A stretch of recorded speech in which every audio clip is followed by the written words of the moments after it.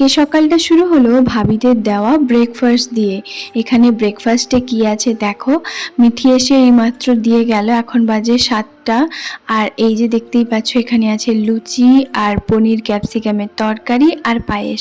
চলো এখন ঢাকা দিয়ে দিই। আমি জানো তো বাইরে ঝাড় দিচ্ছিলাম, মানে ওই কি বলে, ছাদটা পুরো নোংরা হয়ে গেছিলো, তো প্রচুর পাতা ছিল, তো ভাবলাম যে বাইরে ছাড় দিই।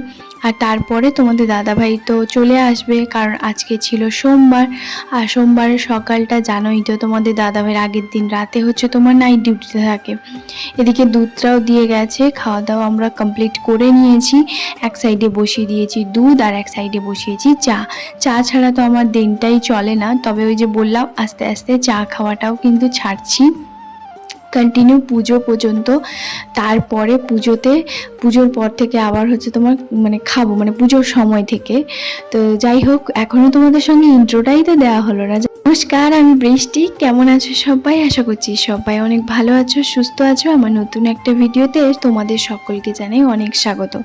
আজকে সকালবেলা না প্রচুর খিদে পেয়েছিল, তো সেই কারণে আমি ভাবলাম যে ওইগুলো তো খাওয়া হয়েছে, একটুখানি চা খাই, একটু বসবো, তারপরে চান করতে যাব। আর বাদ বাকি টুকটাক আমার সমস্ত কিছু কাজবাজ কিন্তু হয়ে গেছে। এদিকে চলে এসেছি জামা কাপড়গুলো শোকাতে। আর এখন দেখতে পাচ্ছ মেঘলা ওয়েদার করে আছে, কারণ এখন যে কখন বৃষ্টি হচ্ছে কখন যে রোদ হচ্ছে তার কোনো ঠিক নেই। একদিকে জামা কাপড়গুলো ওঠাচ্ছি আর হচ্ছে তোমার মানে শুকাচ্ছি, এরকমটাই হচ্ছে। তো জায়গা হচ্ছে তোমার কি বলবো, ঘরের মধ্যে তো আমার মেলা সেরকম কোনো জায়গাই নেই, তাই আমি প্রতিদিনে জামা কাপড় প্রতিদিনও আমাকে কাচতে হয়, মানে এটাও একটা ঝামেলা। আর আমি না প্রতিদিনে জামা কাপড় যে কাচি ওটা আমার একটা অভ্যেস হয়ে গেছে। আমার মনে হয় এটা ভালো, কারণ ওই জমা করে করে জামা কাপড় কাচা হাত কন হয়ে যায় জানো তো, ওই জন্য আমি কখনোই কাচি না।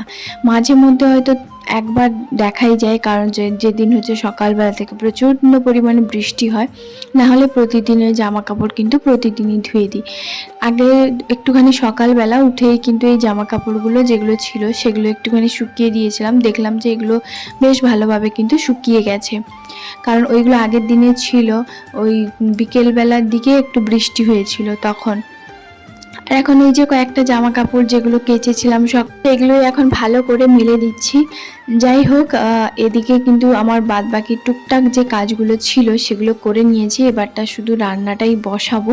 আর তোমাদের দাদাভাই কিন্তু অলরেডি ঘুমিয়ে গেছে, কারণ সোমবার মানে বুঝতেই পারছো ও তো ঘুমিয়েই যায়। তবু 11টা পর্যন্ত আমার সঙ্গে কথা বলছিল, ব্রেকফাস্ট করেছে, কথা বলছিল, একটু ফোন দেখছিল, তো তারপরে কিন্তু ঘুমিয়ে গিয়েছিল। যাই হোক, ও সোমবার দিন সকালবেলাটা ওইভাবেই হচ্ছে তোমার ওর কাটে।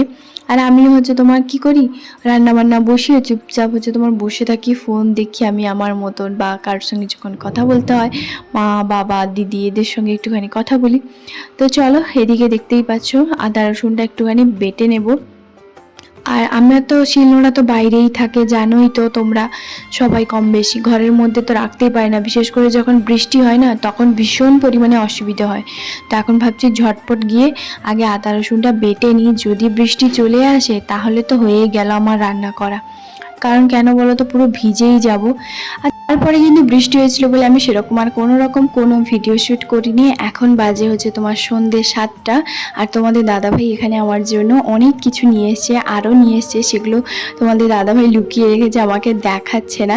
যাই হোক, এখন নিয়ে এসছে ফুচকা। আর বিশ্বাস করবে না, আজকে বিকেলবেলা আমার হঠাৎই মন চাইছিল ফুচকা খেতে। ও যে কি করে বুঝেছে আমি তো সেটাই ভাবছি, কিন্তু আমি ওকে একবারের জন্য, সত্যি কথা একবারের জন্য বলিনি।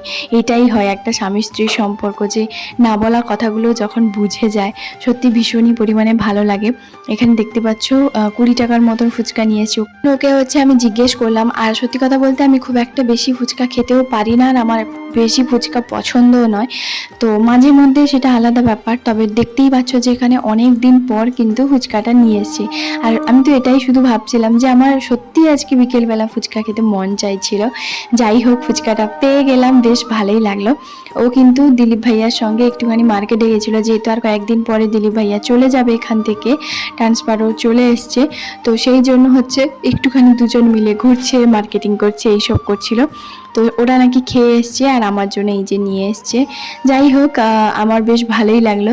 আর আমি সত্যি কথা বলতে যেহেতু খুব একটা ফুচকা মানে পছন্দ করি না, আর ফুচকা যদি আমার খেতে ইচ্ছে হয় আমি বলতে পারো আমি প্রতিদিন খেতে পারবো। কেন জানো তো, আমার রুমের একদম কাছে মানে রুমের নিচেই হচ্ছে তোমার একজনের ফুচকার মানে দোকান আছে। প্রতিদিন বিকেল 4টা, 4:30, 5টার সময় হচ্ছে তোমার নিয়ে যায়। তার মানে বুঝতেই পারছো আমার যখন ইচ্ছে আমি খেতে পারি। কিন্তু বিশ্বাস করো আমি আজকে ইচ্ছে হচ্ছিল। তো যাই হোক, এদিকে দেখতেই পাচ্ছ ফুচকাটা পেয়ে অনেক দিন পর বেশ ভালোই লাগলো। আর আমার পাপড়ি চাট, আলুর কাবলি এইগুলো বেশি ভালো লাগে ফুচকার চেয়েও। তবে অনেকদিন পর যেহেতু হলো, তো সত্যি আজকের ফুচকাটা জাস্ট টেস্ট ব্যাপক লাগছিল।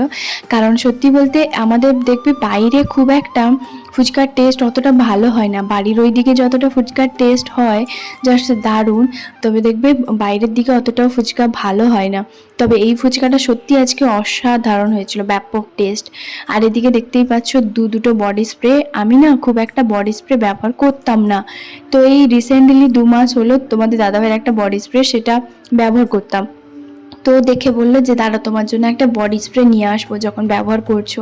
তো এটা হচ্ছে লায়ারের ওয়াটার গার্ল বডি স্প্রেটা নিয়ে এসছে, খুবই সুন্দর, আমার বেশ পছন্দ। আর তারপরে নিয়ে এসছে এই যে ফগের একটা বডি স্প্রে। এটা তোমাদের দাদা ভাই দেখেই নিশ্চয়ই বুঝতে পারছো। ছেলেরা দেখবে একটু বডি স্প্রে ছাড়া তো ওদের মনে হয় দিন চলেই না, মানে সকাল থেকে সন্ধ্যে পর্যন্ত 2-3বার এদিক সেদিক করতে করতে বডি স্প্রেটা ব্যবহার করতেই থাকে। প্রথম ভাবছিলাম এখানে রাখবো।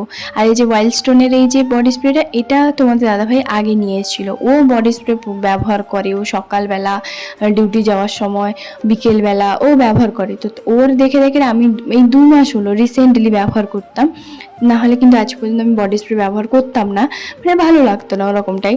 তো রিসেন্টলি আমিও বিশেষ করে মানে এতটা বডি স্প্রের প্রতি মানে একটা নেশা হয়ে গেছিলো, হয়তো ভাবলেও অবাক হবে, আমি রাতে ঘুমোতে যাওয়ার আগেও হচ্ছে তোমার বডি স্প্রে ব্যবহার করতাম। তোমাদের দাদাভাই ভীষণ পরিমাণে আমাকে মানে রাগাতো, হাসাতো, এরকমটাই।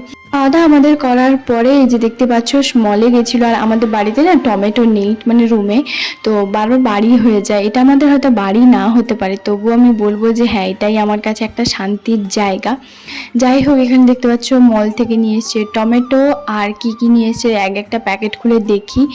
আর এখানে নিয়েছে পেঁয়াজ, মানে ওকে আমি এত বকাবকি করি যে বা মার্কেটে গিয়ে হচ্ছে তোমার নিয়ে আসতে পারো না, মলে হচ্ছে এত দাম।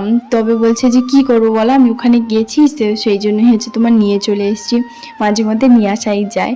তো এইভাবে বলছিল। আর এখানে হচ্ছে তোমার প্যাকেটগুলো খুলে দেখছিলাম যে সব কিছু পেঁয়াজগুলো একদম ঠিকঠাক দিয়েছে কিনা।